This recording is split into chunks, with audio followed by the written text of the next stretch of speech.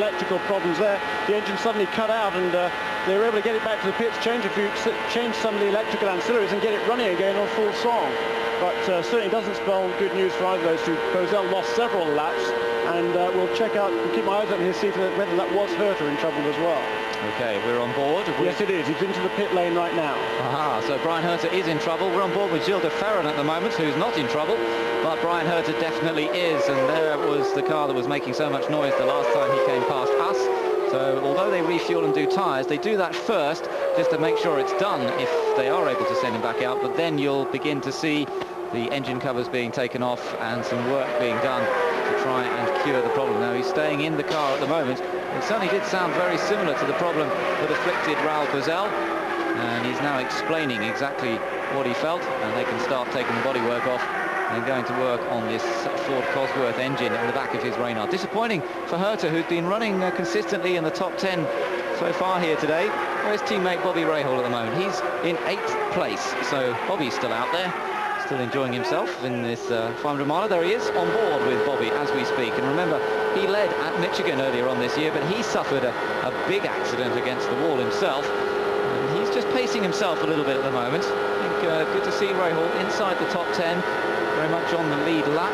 But at the moment, not too worried about chasing after the leaders. 20 seconds behind Michael Andretti at the moment. Yeah, there's Adrian Fernandez there. His 6th place glimpse of him on the scoring chart there, with tremendous effort by Adrian Fernandez. You know, he's had a miserable year with that Lola. It's really sapped his confidence. But this weekend there is a new underbody on that car, developed by the Lola engineers in Huntingdon. Of course, Lola just taken over by Martin Birain, the Irish businessman who's taken, a former racing driver too, has taken over Lola cars and hopefully putting them back on the right track. So it's great to see Adrian Fernandez running so well this afternoon. PJ Jones also in the pits as the work continues on Brian Herta's car. Jones looks as though he's made a standard stop, but it's being reported that Herta's problems are the same as Raoul Bozell. It is some sort of electronic problem that's causing misfire and the engine to sound pretty awful, and that work being continued. He's still sitting there at the moment, so Herta really is dropping well down the order. Back up front, you're looking at the battle for the lead from onboard Scott Pruitt. You've got Michael Andretti in the black car. You've got Maurizio Gugelmin on the left in the red and white car, and Maurizio Gugelmin is trying to take the lead back. He had the lead in the early part of this race. Andretti took the lead on the first round of pit stops, but now Gugelmin has caught right up to him, and indeed Andre Ribeiro is right in there as well. So this is a three-way battle for the lead, and they've got back markers to get through. Andretti's down on the inside. Gugelmin trying to get past one of the Brahma cars. I can't tell whether that's Pruitt or Bozell at the moment, and in fact he's lost second now because Ribeiro's gone past him, and Gugelmin really losing out in that traffic. It's now Andretti leads. Ribeiro with the yellow, blue and red car is in second, and Maurizio Gugelmin has suddenly dropped back to third when it looks as though he was going to snatch the lead himself. That was four. There were 3 abreast going start-finish line, all going very different speeds indeed. We're on board with Michael Andretti into the pits. This is his second pit stop. Now it's lap 84, and Ribeiro will take over the lead. Here comes Michael Andretti, 60 miles an hour down the pit lane. You can see his hand, right finger on the button, and thumb on the button there, the speed limiter. And there is the crew, the Newman House crew, getting ready for Michael's second pit stop of the afternoon. Well, they did a great job first time around, remember. They got him out ahead of Gugelmin, but I wonder if they just took the time perhaps not to fill it quite to the brim, if possible. Or maybe it was just a very quick stop indeed. We've got more guys beginning to come into the pits now as well, as Michael Andretti gets going again. Another great stop from the Newman Haas crew, and Michael Andretti comes out of his pits safely right down towards the end of the pit, so he doesn't have to run on the speed limiter for very long as he comes out. And Christian Fittipaldi, his teammate, is also into the pits. Andre Ribeiro has taken over the lead of this race as these pit stops are made, and Greg Moore is up to second. Gugelmin is into the pits himself now, and we'll have to wait and see how close to Michael Andretti he's able to come back out. Tyres go on, remember, not preheated tyres, but in these temperatures, oh, has he stalled it? Nearly stalled it. Oh, he just saved it there. He had to dip the clutch, a little bit of a push from his crew member, and he was just able to save it. Mark Blundell's made his stop, and there is the Mexican, Michel Jourdain, having his scheduled stop as well, and still running nicely inside the top 10 at the moment. So they're going to try and maintain that. This is sometimes an area where you see the lesser teams lose out. It's on the pit stops. There is Adrian Fernandez in the pits. He was running 6th, remember, before this flurry of pit stops began. And there also in the pits is Greg Moore. You can see the pit lane's a busy place to be at the moment. big, wide pit lane here at the California Speedway. Lots of space for all the competitors, and with this 60-mile-an-hour limit, it's about as safe as it can be in these conditions. Yeah, it's interesting to notice the different strategies by some of the teams. Some of the teams keep the car up on jacks while they complete the fueling process. Others let the jacks down as soon as the tires are changed, and some of them think the flow of fuel is a little bit better. We can see Andre Ribeiro pulling in as well now, the race leader. 87 laps in the books now, 88 as he comes across the line, and Ribeiro is in the pits. We saw Scott Pruitt being serviced on onboard view, both forward and rearward facing. Andre Ribeiro is in, as you say. That brings Jimmy Vasser up to the front now. Gilles de Ferran has not come in yet either. That's interesting to see. Gilles is waiting to come into the pit lane. Ribeiro gets out safely. No repeat of that gearbox problem that we saw earlier on this year in Michigan when he came in and couldn't get back out again. And Ribeiro rejoins the fray. So as we speak, with still 1 or 2 stops to be made, Jimmy Vasser is up front at the moment. There is Gilles de Ferran coming into the pits at last. He's waited pretty much more than anybody. It's on lap number 89. And you're looking at his heart rate at the moment, and you can see that it's not too frantic at the moment. That's a tyre man's heart rate, we're being told. It's not Gilles' actual heart rate, it's the tyre man. It's a pretty tough job being a tyre man in these conditions, and the pressure's on at that time. So he comes back out, and Gilles de Ferran rejoins. Jimmy Vasser's the race leader at the moment, from Andre Ribeiro, Michael Andretti, and Maurizio Gugelmin next up.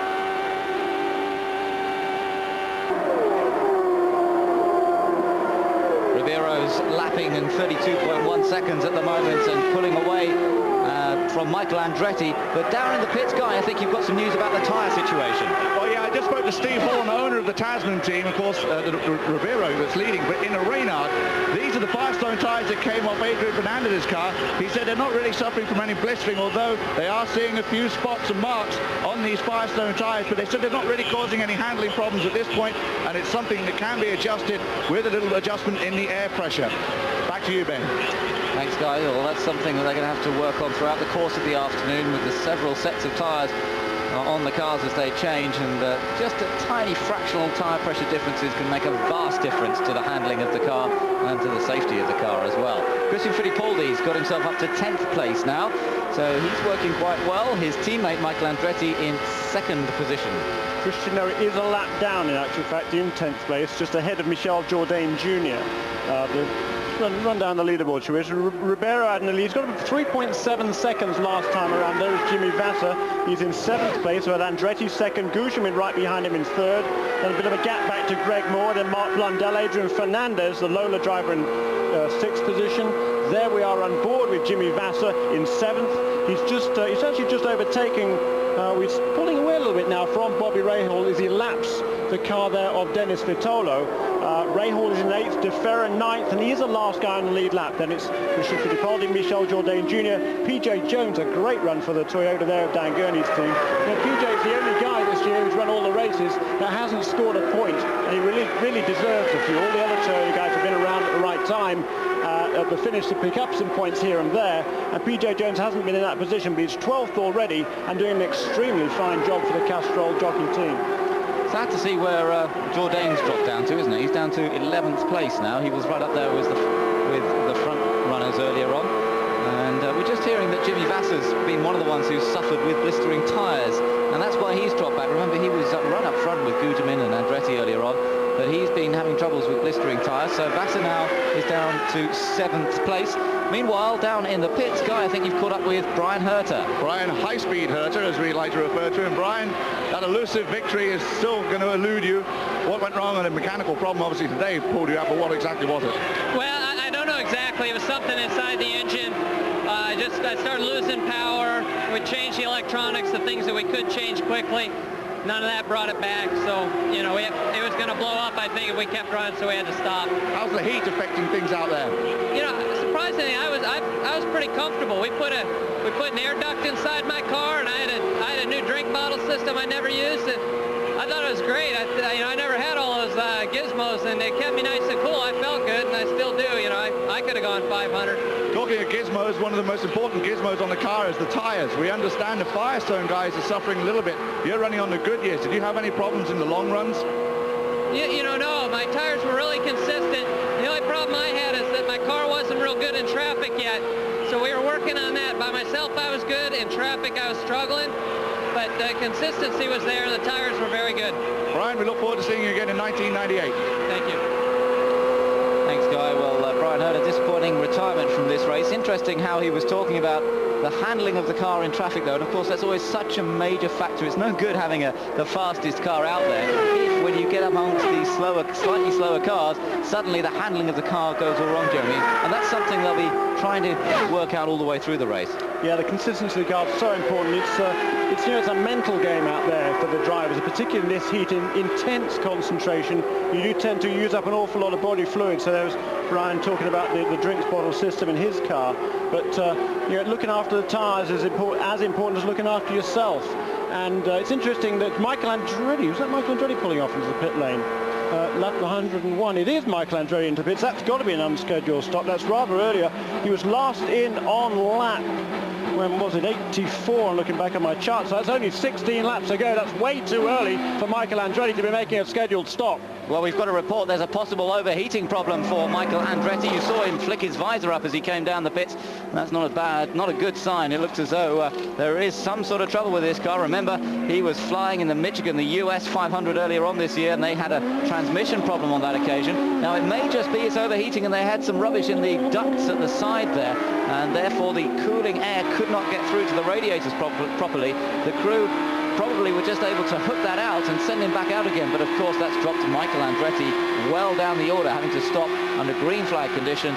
He'll have lost a lap, and that's really, for the moment, put him out of the reckoning. He's going to have to work hard to try and get back up to the leaders, although the sort of pace that he's been showing today, it may be possible he can get back onto the lead lap. He's actually been reporting back to the pits that he's suffering a great deal of heat just under his feet in the pedal area of the car, which is a slightly strange place. The radiators of the car are actually at the side around the car, and well, Andretti says there's a problem, but it may just go back to some sort of problems in the ducts.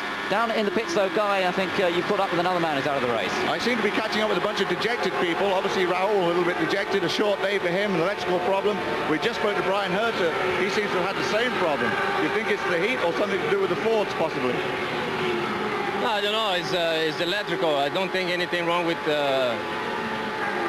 mechanical. It's just something wire and got loose or something, start to misfire, so we tried to change, but it's still there, so I don't know exactly why.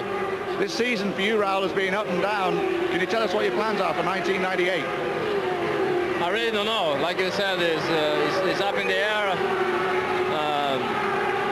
You know, Brahma don't know what I'm going to do, so I don't know myself yet. Take a long vacation over the off-season, or maybe get some testing in? Yeah, I need a vacation, for sure. All right, it's Raul Boesel. So Boesel, and look at that, Michael Andretti's back in again. It doesn't look as though they've cured the overheating problem or whatever it is exactly. There was a little trail of fluid just behind the car as he went out last time, and that could mean the end of the race for Michael Andretti. He's bringing it down on the speed limiter, of course, into the pit lane, the pit area right down the far end, but doesn't look good. He has appalling luck in his 500-mile races, Michael Andretti. The steering wheel off there. That's the end of Michael Andretti's day. I think he's had something like, I think it was 12 successive retirements at Michigan Speedway in 500-mile races. And there's another one to add to that. Here, the debut race for the PPG Kart World Series at the California Speedway. And you know, that Swift had been running so well. It won the first race of the season at Homestead. And Michael was running very, very well indeed this afternoon, but it won't happen today for the Swift team. Watching now the battle for 7th place with Bobby Rahal in the blue and white car just ahead of another blue and white car. This one is Gilles de Ferran, who's running at the moment in 8th place. And last car on the lead lap, the next car behind those two is in actual fact the race leader, Andre Ribeiro, who's lapping pretty consistently there, around about 31.9, 32.0. That's a lap speed of about 228 miles an hour or so, just around about there. So running pretty conservatively there. And Mauricio Gugelmin, 4 seconds or so behind him. Greg Moore in 3rd place. Mark Blundell is about 16 seconds behind the race leader. That's 2/3 of a lap there for Mark Blundell. And then Adrian Fernandez there in 5th place. Jimmy Vasser 6th. Bobby Rahal, Gilles de Ferran is 8th place in the last car on the lead lap. There's Robbie Gordon into the pits once more. So making another stop, and they're also changing a little bit of the gurney flap on the back and on the rear wing there, just to change the handling of the car as he comes in and back out onto the